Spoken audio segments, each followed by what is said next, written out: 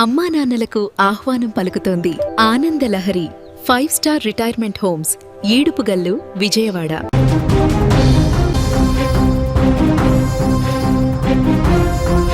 AP సచివాలయం వేదికగా సాగుతున్న బెదిరింపుల పర్వం రాష్ట్ర వ్యాప్తంగా సంచలనం రేపింది.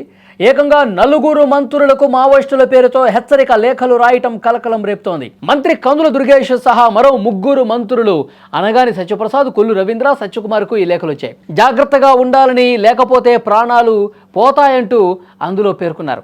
మంత్రుల వ్యక్తిగత సిబ్బంది ఫిర్యాదుతో పోలీసులు రంగంలోకి దిగారు. అసలు ఈ 4 మంత్రులనే ఎందుకు టార్గెట్ చేశారు అనే దాని మీద దర్యాప్తు జరుగుతోంది. ఈ లేఖలపై మంత్రి కందుల దుర్గేష్ ఘాటుగా స్పందించారు. మీరు స్క్రీన్ మీద దృశ్యాలు కూడా చూస్తూ ఉన్నారు. ఆ లేఖకు సంబంధించినటువంటి దృశ్యం కనిపిస్తూ ఉంది. కందుల దుర్గేష్ పేరును ప్రస్తావిస్తూ ఆ మంత్రికి ఏ విధంగా లెటర్ రాశారనేది కూడా క్లియర్గా ఇక్కడ చూడొచ్చు. అట్లాగే మిగతా 3 మంత్రులు కూడా ఇదే విధంగా లేఖ రాశారు. అంటే దీని మీద కందుల దుర్గేష్ గారు స్పందించారు. ఈరోజు తన శాఖ చాలా చిన్నదని, తనపై మావోయిస్టులు లేఖలు రాసేంత సీన్ ఉండదని ఆయన అభిప్రాయం వ్యక్తం చేశారు. కేవలం తన కుటుంబ సభ్యులను ఆందోళనకు గురి చేయడం కోసమే ఈ విధంగా ఎవరో కావాల్సుకుని ఈ పని చేసి ఉంటారని చెప్పి ఆయన ఆవేదన వ్యక్తం చేశారు. మావోయిస్టుల లేఖల శైలి అసలు ఈ విధంగా ఉండదు. ఎవరో కావాలని పనిగట్టుకుని మమ్మల్ని బెదిరించడం కోసం ఉద్దేశపూర్వకంగా ఈ లెటర్లు రాసి గందరగోళం సృష్టించారని అనుమానం వ్యక్తం చేశారు కందుల దుర్గేష్. అసెంబ్లీ సమావేశాలు జరుగుతున్న వేళ అత్యంత భద్రత ఉండే సచివాలయంలోకి ఈ లేఖలు రావటం వెనుక ఎవరున్నారు?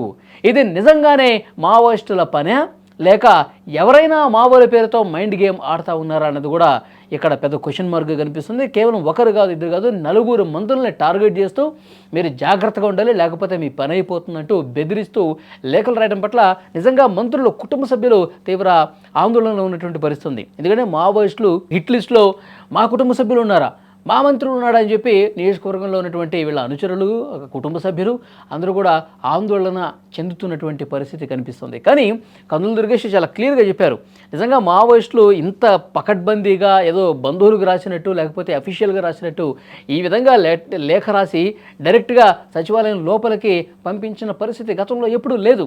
డైరెక్ట్ ఇళ్ళకి వేస్తారు, లేదంటే ఎక్కడన్నా వాళ్ళ నియోజకవర్గంలో, వాళ్ళ టౌన్స్లో, వాళ్ళ గ్రామంలో గోడలకు అంటించడం ఇలాంటివి చేస్తూ ఉంటారు.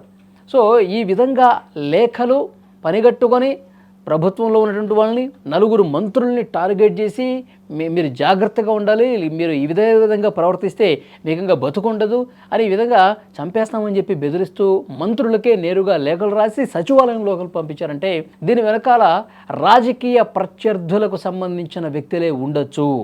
ఎందుకంటే కూటమి ప్రభుత్వం అద్భుతంగా పనిచేస్తుంది. మంత్రులు రియాక్ట్ అయ్యారు ఈ ఘటనకు సంబంధించి. మేము మా శాఖలు చాలా బాధ్యతాయుతంగా నిజాయితీగా నిర్వర్తిస్తూ ఉన్నాం, ప్రజల సంక్షేమమే అభివృద్ధి లక్ష్యంగా మేము పనిచేస్తూ ఉన్నాం. ఇప్పుడు మా మీద కూటమి ప్రభుత్వం బాగా పనిచేస్తుంది కాబట్టి, మంత్రులు బాగా పనిచేస్తున్నారు కాబట్టి, మంచి పేరంతో కూటమికి వస్తుంది కాబట్టి దీన్ని తట్టుకోలేక రాజకీయపరమైనటువంటి కుట్రలో భాగంగా ప్రత్యర్థులకు సంబంధించిన వాళ్ళు ఈ విధంగా చేసి ఉంటారని ఒక బలమైన అనుమానం కూడా వ్యక్తం చేసినటువంటి పరిస్థితి. కందుల దుర్గేష్ అలాగే మిగతా మంత్రుల ఎవరైతే ఈ లేఖలు వచ్చాయో వాళ్ళ వ్యక్తిగత సిబ్బంది స్థానిక పోలీస్ స్టేషన్లో కూడా కంప్లైంట్ చేశారు. పోలీసులు ఈ లెటర్లని ఎక్కడి నుంచి వచ్చాయి, దీని వెనకాల ఎవరున్నారు, మావోయిస్టులే రాశారా లేకపోతే ఆ పేరుతో రాసినటువంటి వ్యక్తులు ఎవరు, దీని మొత్తం కూపీలాగే పనిలో ప్రస్తుతం ఉన్నారు. 1-2 రోజుల్లో మొత్తం బయట పెడతాం, దీని వెనకాల ఉన్న కుట్ర కోణాన్ని కూడా వెలికి తీస్తామని పోలీసులు చెప్తున్నటువంటి పరిస్థితుంది.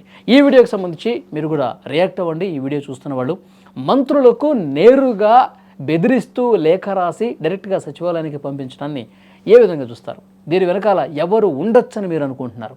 Please comment.